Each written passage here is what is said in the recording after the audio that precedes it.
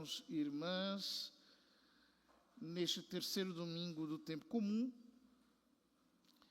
nós começamos a nossa jornada pelo Evangelho de São Lucas, que é o Evangelho correspondente ao ano C do ciclo dominical, que é o ano em que nós estamos. Justamente por isso, a liturgia nos apresenta dois textos. O primeiro é o chamado prólogo do Evangelho de São Lucas. E o segundo, logo na sequência, é o início do ministério público de Jesus, segundo São Lucas. O prólogo. São Lucas começa dizendo: muitas pessoas já tentaram escrever a história dos acontecimentos que se realizaram entre nós, como nos foram transmitidos por aqueles que, desde o princípio, foram testemunhas oculares e ministros da palavra. Ou seja, São Lucas está nos dizendo duas coisas. A primeira é que ele não é uma testemunha ocular. Ele escutou a pregação de outros. Ele pertence, por assim dizer, a uma segunda geração. E também ele está dizendo que outros já tentaram escrever a história. Nós sabemos que quando São Lucas escreve o seu evangelho, já estava em circulação o evangelho de São Marcos. Aliás, o evangelho de São Marcos é a base a partir da qual ele escreve várias coisas no seu evangelho. Porém, havia outras tradições em circulação. Havia, certamente, panfletos, pequenos ditos, materiais prévios. Então ele diz: assim sendo, após fazer um estudo cuidadoso de tudo que aconteceu desde o princípio, também eu decidi escrever de modo ordenado para ti, excelentíssimo Teófilo. Teófilo é chamado de excelentíssimo. Portanto, deve ser uma figura de certa envergadura no tempo. Um homem, possivelmente, de condições econômicas confortáveis e que também, possivelmente, financiou o trabalho de escrita de São Lucas. Naqueles tempos não era como hoje. Os pergaminhos custavam muito caro, as tintas para escrever custavam muito caro, sobretudo se fosse necessário fazer algum tipo de investigação e viajar, por exemplo, isso tudo era muito caro. Então, possivelmente, Teófilo é alguém que financiou esse trabalho do evangelista. Mas ele diz: após fazer um estudo cuidadoso de tudo o que aconteceu, eu decidi escrever de modo ordenado. Ou seja, o que São Lucas faz, e ele mesmo diz, é tomar um material, tomar uma tradição precedente e colocá-la dentro de certa ordem, organizá-la. Mas não uma tradição qualquer. Ele diz, de tudo que aconteceu desde o princípio. Ou seja, a nossa fé não é uma crendice. Nós não estamos falando sobre hipóteses, sobre teorias. O que nos interessa é o que aconteceu. Por isso, quando nós lemos as Escrituras, nós procuramos chegar o máximo possível na realidade. Ou seja, no contexto em que o escritor eclesiástico, o escritor sagrado escreveu, quais eram as suas motivações, aquilo que realmente estava presente no seu coração, porque nos interessa o que aconteceu. Nossa fé não é uma crença qualquer. Nós realmente queremos chegar ao núcleo da realidade. Deste modo, conclui São Lucas, o prólogo, poderás verificar a solidez dos ensinamentos que recebeste.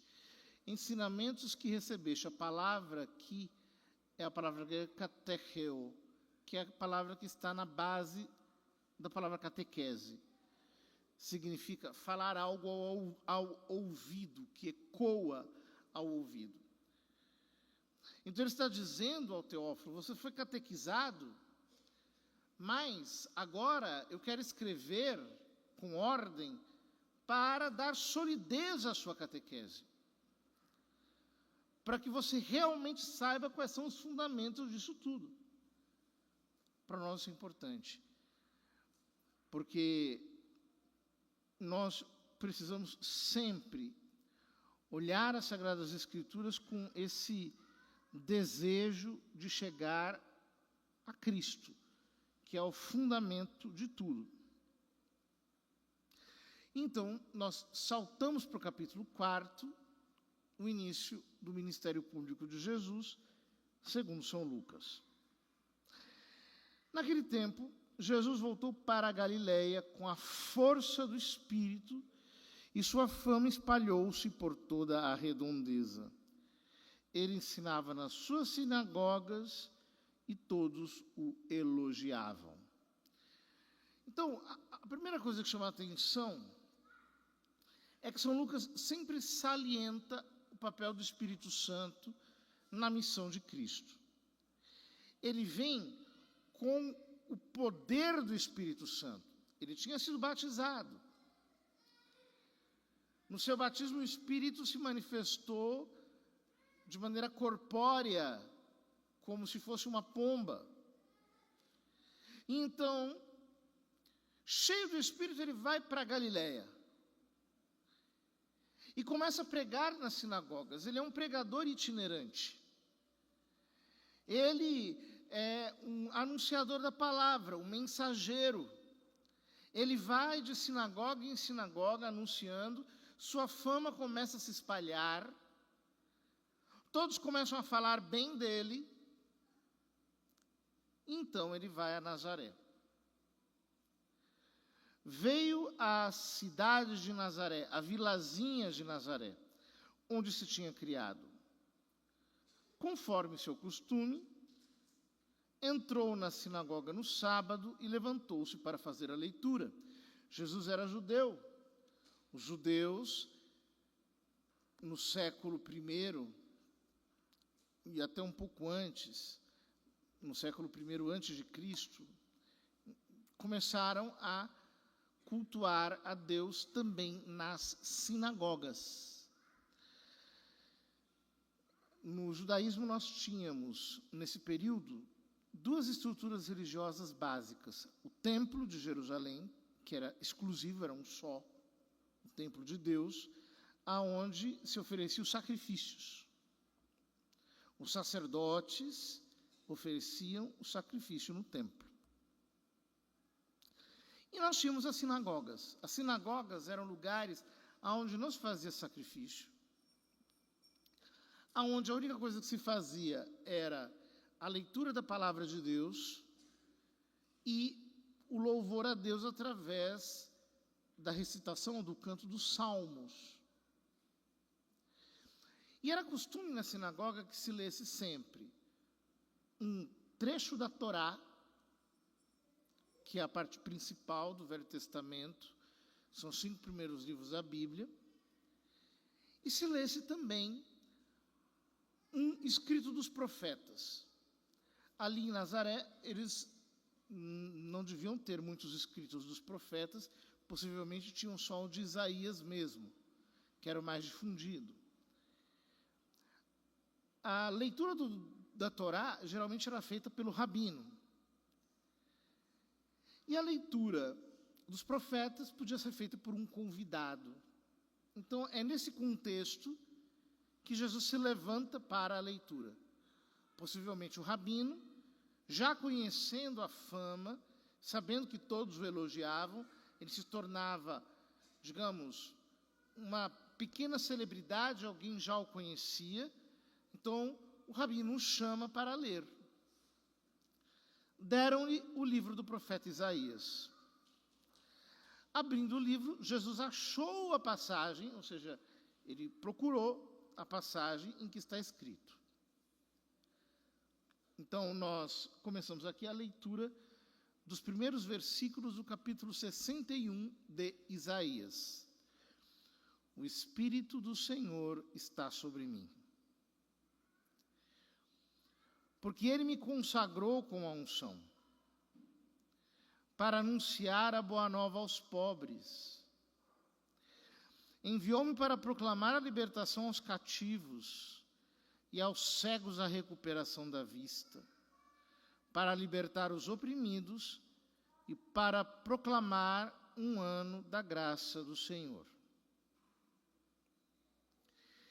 Estes versículos do profeta Isaías estão na terceira parte do livro do profeta Isaías.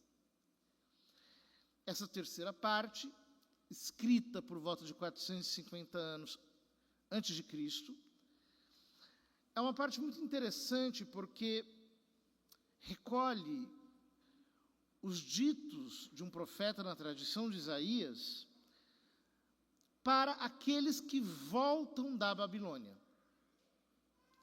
Então, se nós lembramos bem,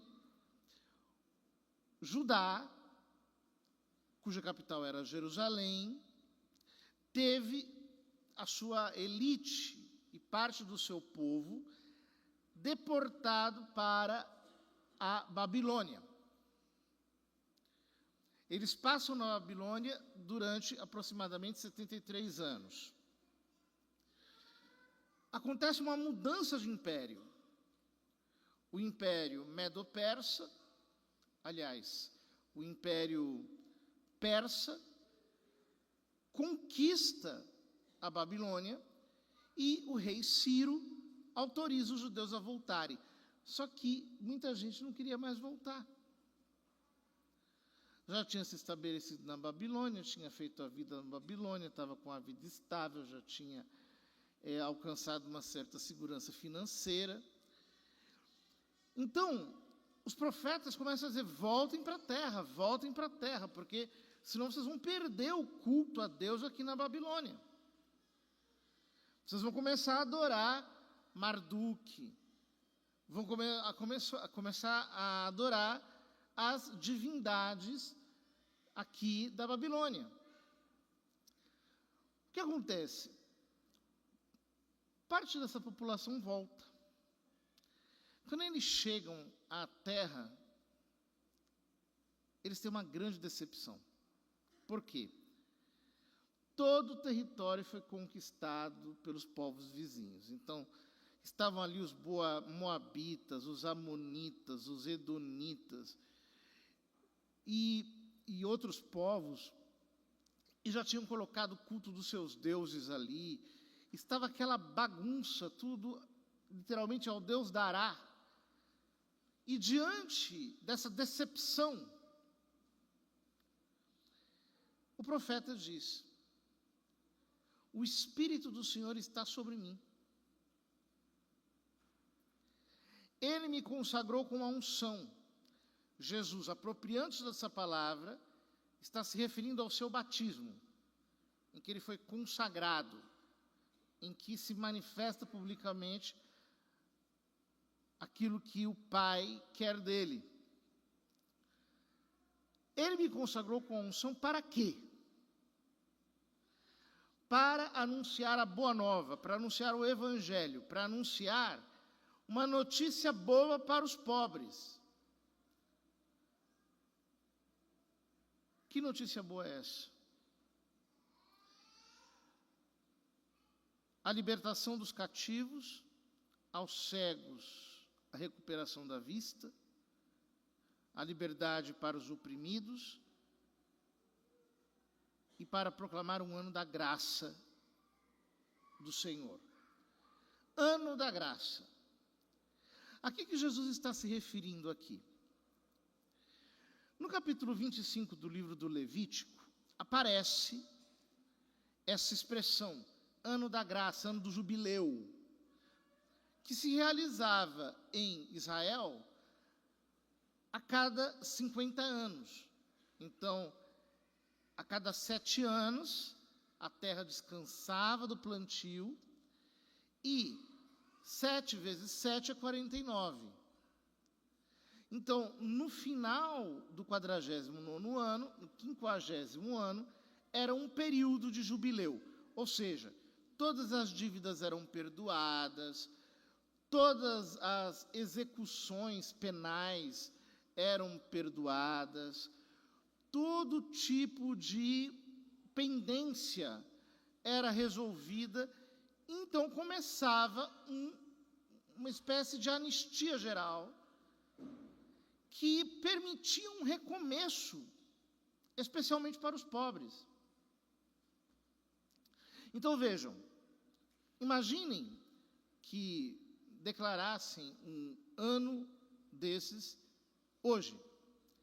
E todas as suas dívidas dos bancos são perdoadas, todas as suas dívidas de cartão de crédito, todas as dívidas de consórcios, financiamentos, tudo perdoado, zero, você não deve mais nada. Você que perdeu a sua casa numa hipoteca, etc., vai voltar para a sua casa. Tudo começa de novo. Isso é o jubileu. Ora, portanto, do que o profeta está falando aqui? Ele está dizendo, eu vim trazer uma boa notícia. Estou começando um jubileu. E esse jubileu é o seguinte: todos aqueles pobres que foram presos porque não conseguiam pagar suas dívidas, eu vou libertá-los. Todos aqueles escravos que estavam oprimidos porque não conseguiram pagar as dívidas, então foram trabalhar como servos de graça no campo dos outros, eu vou soltar. E Jesus troca uma afirmação de Isaías. Isaías diz que veio trazer reconforto para quem tem o coração aflito. Jesus troca isso por devolver a vista ao cego. O que significa isso? Você que não tinha mais perspectiva, você que não conseguia mais enxergar uma luz do fim do túnel, eu cheguei aqui para trazer a resposta. É jubileu. Vai começar tudo de novo. Vai começar tudo do zero. É interessante que São Lucas diz que Jesus abriu o livro, depois diz que Jesus fechou o livro. É uma coisa muito óbvia. Se alguém vai ler, aqui nós estamos falando de pergaminho, né? Então ele abre, ou seja, ele desenrola, e depois ele fecha, ele enrola. Mas isso tem um significado teológico. Jesus abre o livro, ou seja, ele é a chave para entender a profecia. Jesus fecha o livro. O tempo da promessa acabou, agora chegou a realidade. Ele veio trazer a realidade disso. Depois ele entrega o livro ao ajudante e se senta. Essa posição, sentar-se, é a posição que na época era ocupada por todos os rabinos, os mestres. Hoje em dia, quando alguém quer ensinar, em geral se levanta para falar. Nos tempos de Jesus não era assim. Quando alguém ia ensinar, se sentava. Só que ele se senta. E todos na sinagoga ficam olhando para ele, esperando que ele vá fazer uma homilia, que ele vai fazer um comentário. Aqui também São Lucas está nos dando uma dica. Olhem para ele. Porque tudo que virá na sequência desse evangelho é sobre isso. Isso aqui é uma palavra programática. Ele está inaugurando o seu ministério e trazendo como que é a essência do que ele veio fazer. Então, olhem para ele. Então começou a dizer-lhes: hoje se cumpriu esta passagem da Escritura que acabastes de ouvir. Ou seja, está aberto o jubileu. Deus se fez homem. Como diz São Paulo, Cristo estava reconciliando consigo mesmo todas as coisas em Deus. Ele é aquele que veio para nos levar a uma espécie de regênesis, para começar de novo. E nós, como povo de Deus, temos que estar aqui diante da sua palavra, atentos ao seu ensino, porque ele vai ensinar e ele vai fazer, pelo poder do Espírito Santo. Ele vai nos levar a receber tudo isso através da oração. Ele vai nos fazer entender que Deus é amor e misericórdia e que Ele vem para nos perdoar de todos os nossos pecados. Ele vem para mostrar que Ele morre em nosso lugar, para que nós possamos viver com Ele. Em outras palavras, queridos irmãos, nós temos que ter esperança. Um cristão não tem direito a não ter esperança. Talvez você muitas vezes diga: nossa, cheguei ao fim da linha, não tem mais jeito, acho que para mim não tem solução. Mas Jesus veio para dizer: eu tenho uma notícia nova para te dar, eu cheguei. E porque eu cheguei, agora é jubileu, pode ter esperança, os seus olhos podem se abrir, eu te dou perspectiva. Eu vou zerar tudo na sua vida. Eu vou fazer você começar de novo. Que essa palavra nos coloque em sintonia com aquilo que a igreja quer para nós nesses dias. Nós estamos no ano do jubileu na Igreja Católica. O ano convocado pelo Santo Padre Papa Francisco como jubileu da esperança. Que nós possamos, queridos irmãos, olhar para frente, sabendo que em um estalar de dedo, Deus faz um reboliço e Ele muda tudo. Só Ele sabe fazer isso. Que em Jesus nós não deixemos a esperança morrer, mas pelo contrário, que nós nos aferremos a ela com toda a nossa alma, porque nele nós temos acesso às preciosas promessas que o Pai quer cumprir em toda a nossa existência.